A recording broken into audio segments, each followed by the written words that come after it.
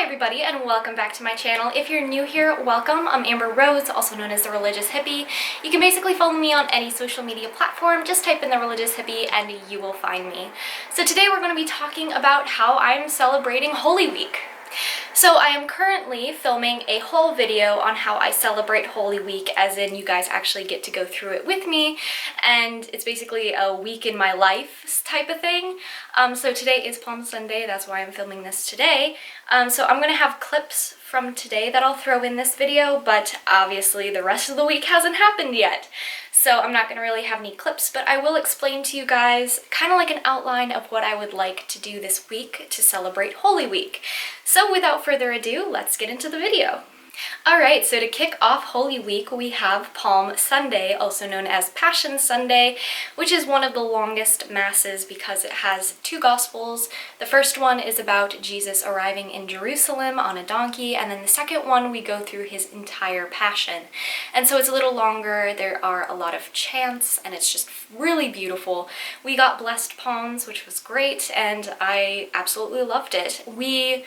We're in there from 9:30 until 11:30 in the morning, and I really didn't notice the length of the Mass. It was just so beautiful with the procession and everything.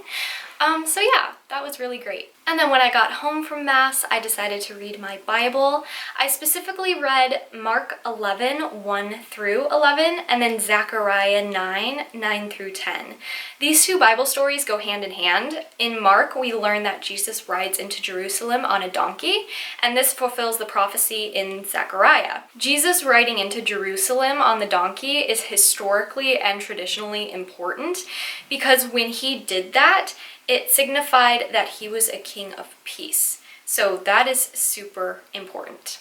Another thing we do on Palm Sunday is to remove any signs of spring or life. Usually for me this means flowers, so what I like to do is I like to press the flowers in a book and dry them out.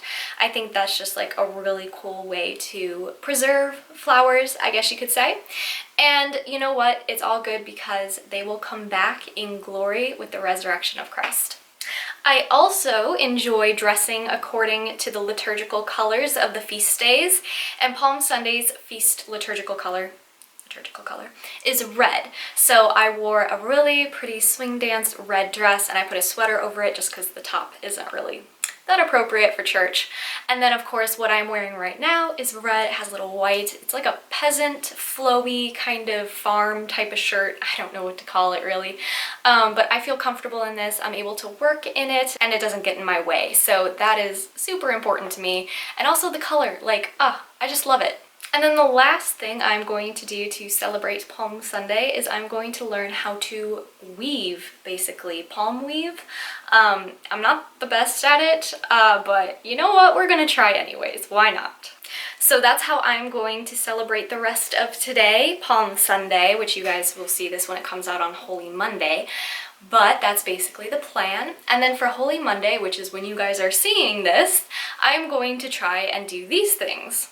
So on Holy Monday, Holy Tuesday, and Spy Wednesday, I'm going to do my best to deep clean, basically spring cleaning.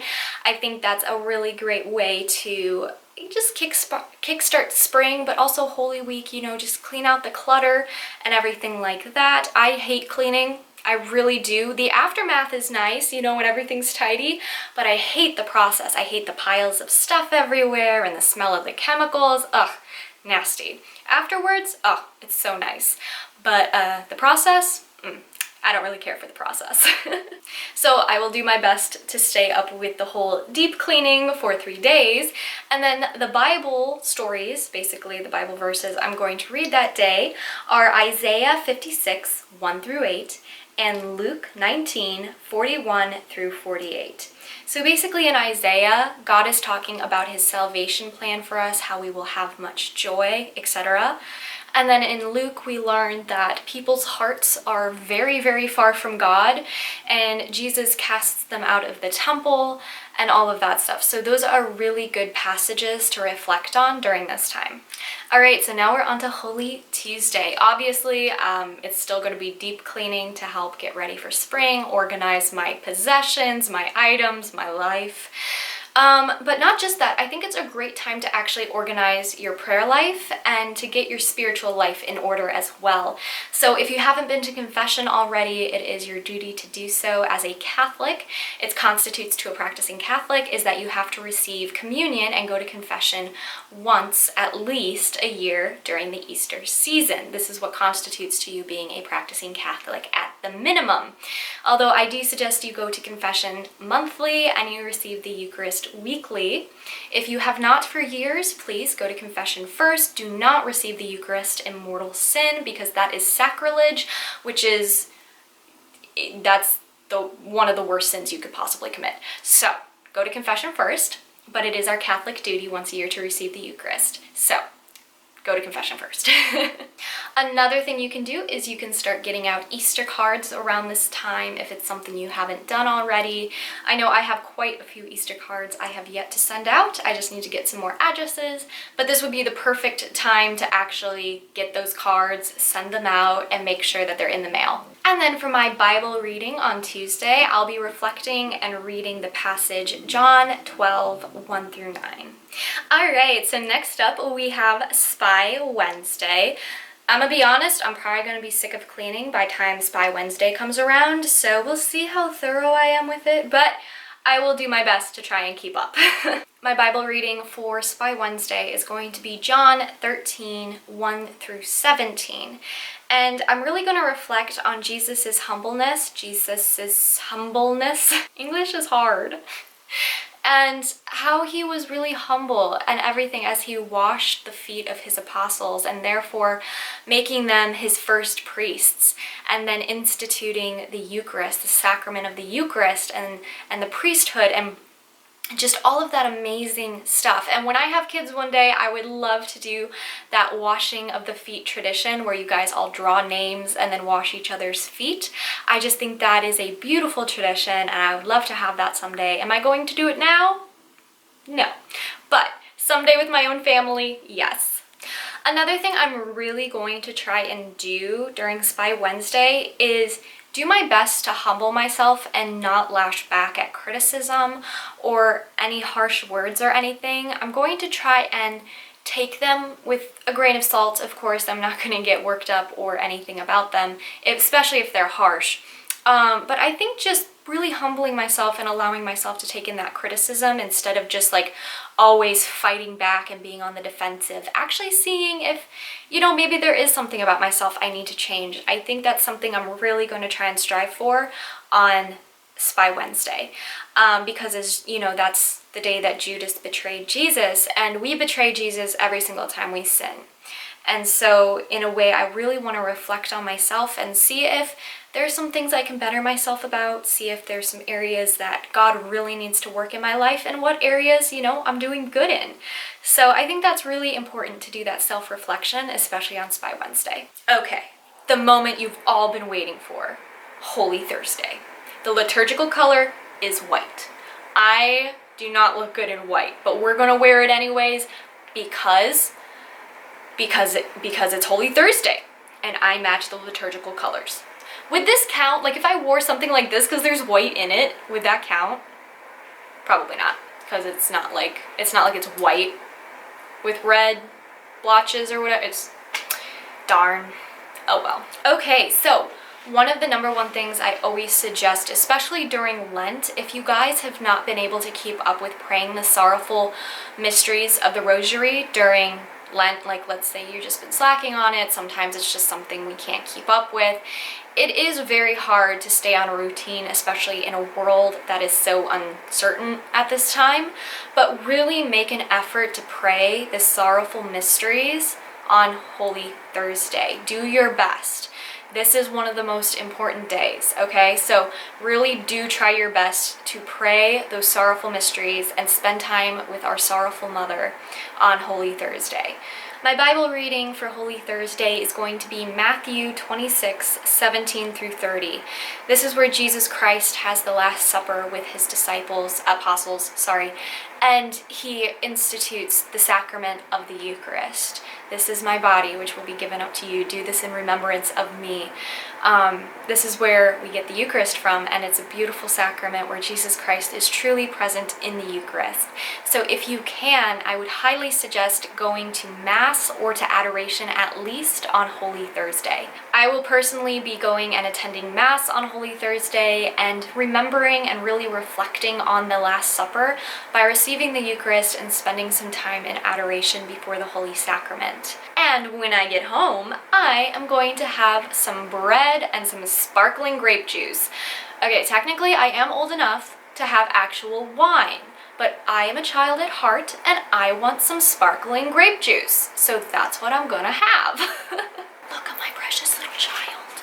Excuse the unmade bed, but oh my goodness. He's so cute. Alright, so now we're going on to Good Friday. The liturgical colors are either black or red. I'll probably wear black. I don't really have any other red clothes besides that one dress. So we're going to wear black. So I do attend Mass on Good Friday. We need to pray and fast. It is a solemn day where we really pray and reflect on the crucifixion of Jesus, and we align our sufferings with his. Now, I'm not sure how many of you knew this because some of you might be new here, but I am a huge fan of praying the Divine Mercy Chaplet. And during Holy Week, what I do is I pray the Divine Mercy Novena. Now, this starts on Good Friday.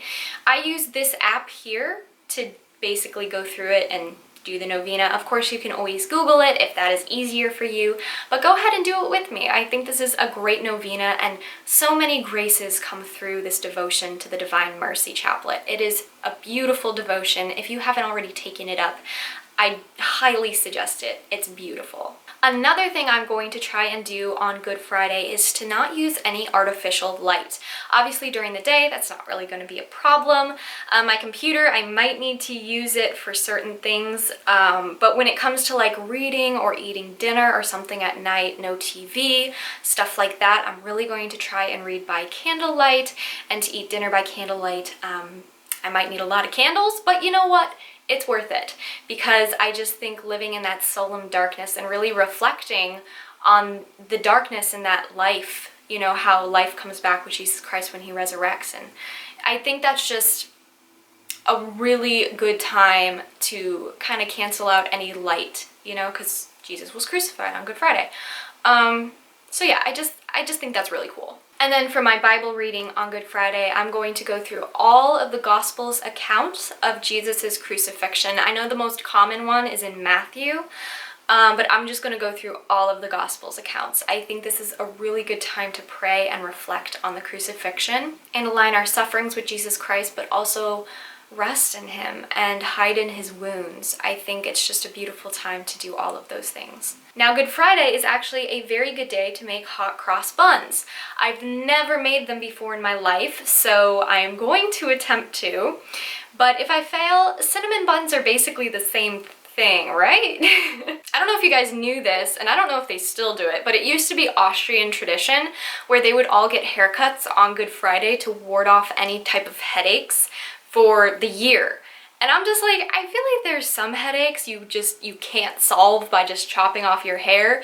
But then again, I'm a woman, and every single time I go through a headache, you know what I mean, I like to chop my hair off. So I guess there's some truth to that.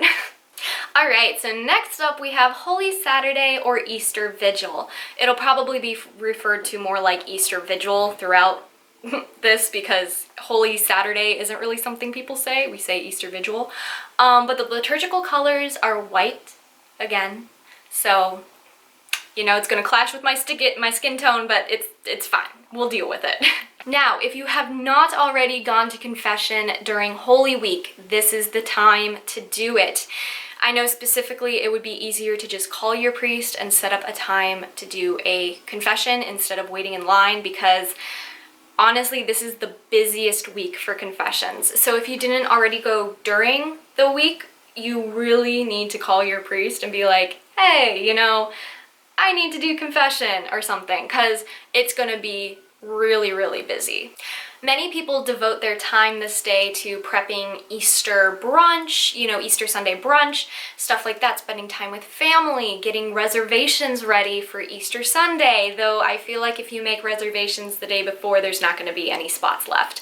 But I know a lot of people who celebrate at their own house and they just prep stuff for Easter Sunday then and spend time with the kids and do activities and things of that nature. I think that's really great. Also, people usually attend Easter Vigil Mass. This is when RCIA students are welcomed into the church, they get their sacraments, etc. This is also a time when children who have been catechized and they're getting their confirmation receive the confirmation sacrament. So I think that is absolutely beautiful, and obviously the Easter Vigil Mass is going to be a little longer because of all the blessings and the RCIA students and confirmation students. So it's going to be a little longer depending on what Mass you go to, but I still highly suggest going if you have not already. I think I'm going to the 10 p.m. Easter Vigil Mass. So yeah, and then I'm going to Easter Sunday Mass at like 8 something in the morning. So it's going to be a really fun time. Now, some Easter Vigil Masses are directly before Easter Sunday Mass, so it's kind of like before the first sunrise on Easter Sunday, like they do the Easter Vigil Mass. And I think if you are able to go to that type of Mass, it's a beautiful one, and you can really reflect on Mary Magdalene and the other Mary who were, you know, going to visit Jesus's body and put spices and oils and things. You know, you can really reflect on how they found the tomb empty and how the angel came to them and told them, like, he is not here, he is risen. And then, of course, I will be continuing the Divine Mercy Novena because it's a beautiful one, and that goes until April 10th, just so you guys are aware of that. The novena goes until April 10th. Another thing I want to try on Easter Vigil is I want to make bread. My mom always makes bread. I want to try making some, though, because, I mean, it's, okay. Okay, so I want to make bread because bread rises and Jesus rose from the dead. So we're going to make some risen bread. If we love bread puns. So that's what I'm going to try and do.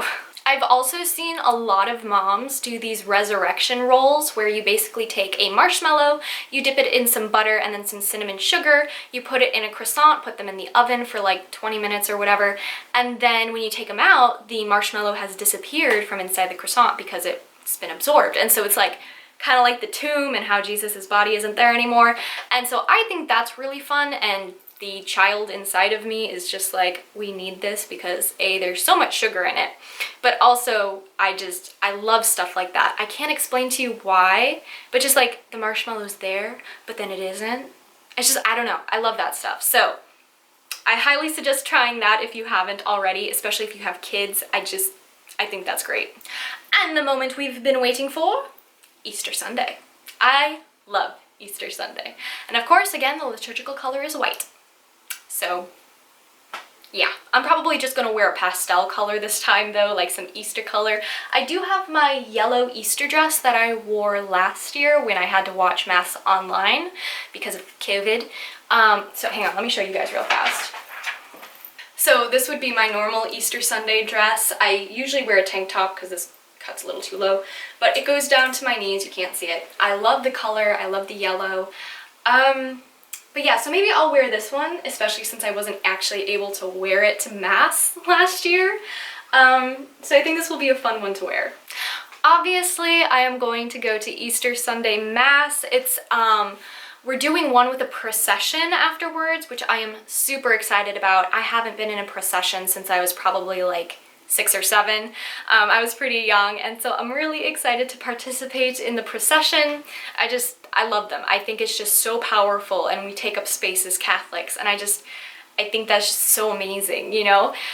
So if you're able to go to an Easter Sunday Mass that has a procession, I highly suggest it. And if you can't go, maybe just watch a procession online too. I think that would be really neat. Obviously, I will be continuing the Divine Mercy Novena again until April 10th, so you can obviously do that with me. I think that would be so great if you wanted to join me. Let me know if you will join me in the comments below. I would love to know those of you who would like to follow along.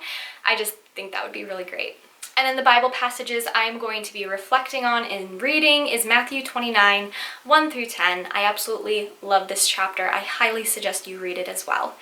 Now, for some ways to celebrate besides going to Mass, go out to brunch with friends or family.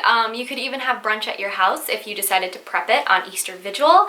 I think that's amazing. Buy some beautiful flowers and bring them in, uncover your statues and put the flowers in front of them. Plant some flowers. If you feel like gardening that day and it's a nice day out, plant some flowers. This is also a really good time to reflect on your Lenten season and what you learned, where you're struggling, what Lenten practices you're going to continue keeping in this new liturgical year, you know, what worked for you, what didn't. Maybe you want to keep cold showers. Maybe you want to keep the fasting every single Friday of the year. You know, just decide, you know, go back and look at what really helped you in certain areas where you might need a little bit more guidance, etc. I think this is just a really good day to sit down and reflect over the Lenten season. The last two things are sort of things that my family does, and that's spending time with family, obviously. Go to a park, Skype them if you can't actually see them in person, let them know that you miss them and they are loved and that our Lord has risen. And then the second thing, which is like a tradition in my family, is getting a lamb cake. And we either make one or we usually buy one from a Danish bakery that's down the street, and they make the best lamb cakes. It is so good with buttercream. Oh, I want one.